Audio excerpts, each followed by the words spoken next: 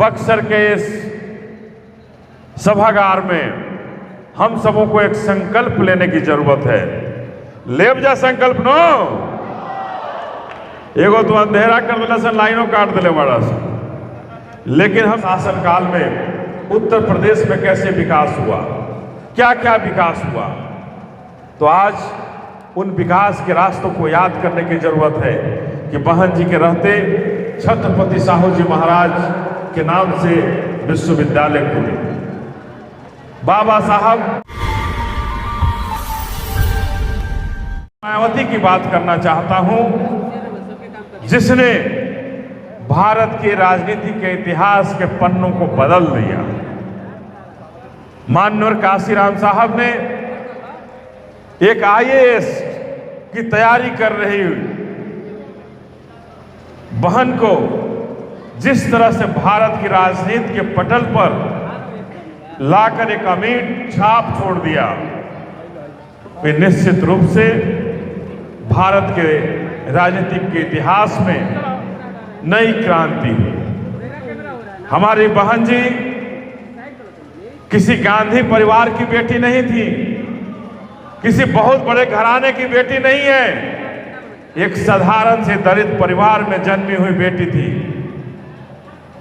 जो आज हमारे बहुजन समाज की बदौलत, जो आज हमारे माननीय काशीराम साहब के इस बहुजन मिशन की बदौलत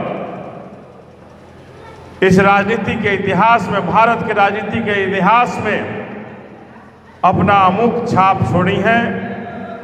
और हम दलितों के लिए, पिछड़ों के लिए, अति पिछड़ों के लिए अगर कोई सबसे बड़ा नाम है जो हमारे लिए कुछ सोच रखता है, हम शोषित दलित वंचितों को सही मामले में कोई आगे बढ़ाना चाहता है, तो हमारी बहन मायावती ही एक नाम है इस देश में जो हमें आगे बढ़ाना चाहता है और हमें आगे देखना चाहता है। तो हम तमाम लोगों से आग्रह करना चाहते हैं कि आज हम अपनी बहन का जन्मदिन मनाने आए हैं। जन्मदिन पूरे भारत में बड़े धूमधाम से इस आयरन लेडी का मनाया जा रहा है। और आज बक्सर के इस सभागार में हम सबों को एक संकल्प लेने की जरूरत है। लेब जा संकल्प नो एगो तो अंधेरा कर दिला सन, लाइनों काट दिले बड़ा सा। लेकिन हमने के संकल्प लेब जा, हम संकल्प लेते हैं, बोलिए आप पीछे से कि हम सभी मिलकर संकल्प लेते हैं कि बहन मायावती को इस देश का हुक्मरान बनाएंगे। जब तक इस देश का प्रधानमंत्री बहन मायावती को नहीं बनाएंगे तो सुख चैन से नहीं बैठेंगे। तो हम यही कहना चाहते हैं कि आज भारतीय जनता पार्टी की सरकार है। इन सरकारों में तमाम दावे हुए, तमाम वादे हुए, लेकिन न तो वो वादे न तो वो दावे हम शोषित दलित वंचितों के दरवाजे तक आ पाए, न हमारे घर तक वो पहुंच पाए कि कैसे हमारे लोगों का कल्याण होगा, कैसे हमारी झोपड़ियां हटे, कैसे हमें पक्का मकान मिले, कैसे हमें 2 वक्त की रोटी मिले, कैसे हमारे भाइयों को नौकरियां मिले, कैसे हमारी बहनों को नौकरियां मिले। आज तक ये सरकारें वहां नहीं पहुंच पा रही है।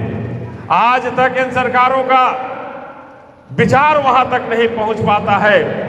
और बिहार के अंदर तो हद होती है, जब हम मांगने जाते हैं तो हम पर लाठियां मिलती हैं, हम पर गोलियां बरसाई जाती हैं और लाठियों चला करके ये सरकार कहती है कि हमने तो आपको बहुत कुछ दे दिया। तो हम बहुजन समाज के लोग हैं, बहुजन समाज पार्टी का मैं प्रदेश का प्रभारी हूं। इस नाते आप सबों से कहना चाहता हूं कि समय आ गया है अब बदलाव का।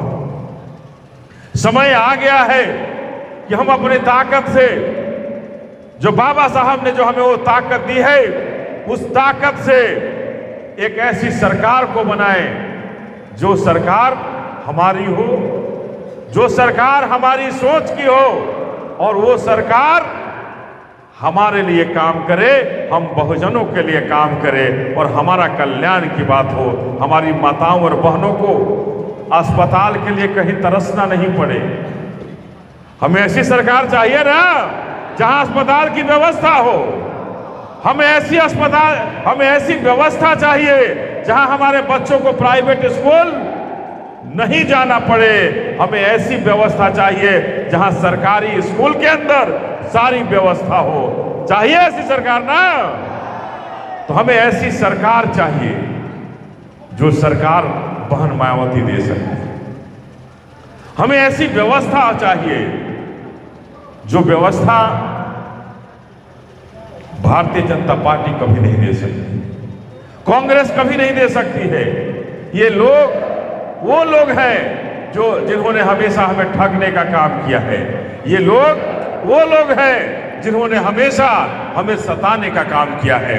इसलिए मैं आप तमाम लोगों से आग्रह करने आया हूं कि आज इस बहन जी के जन्मदिन के अवसर पर हम सबों ने संकल्प लिया है और बहन जी ने कहा है कि बाबा साहब का मिशन अधूरा बहुजन समाज पार्टी के लोग करेंगे पूरा और बहन मायावती करेगी इस बहुजन के मिशन को पूरा।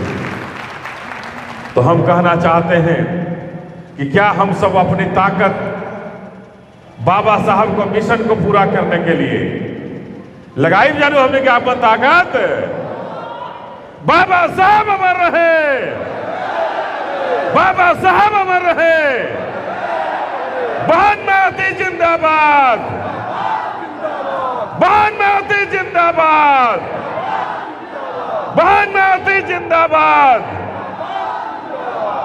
तो हम ये कहना चाहते हैं आप सबों से कि आज बड़े ही धूमधाम से हम सभी बहन जी को याद कर रहे हैं कि बहन जी के 4 बार के शासनकाल में उत्तर प्रदेश में कैसे विकास हुआ, क्या क्या विकास हुआ। तो आज उन विकास के रास्तों को याद करने की जरूरत है कि बहन जी के रहते छत्रपति साहू जी महाराज के नाम से विश्वविद्यालय खुले। बाबा साहब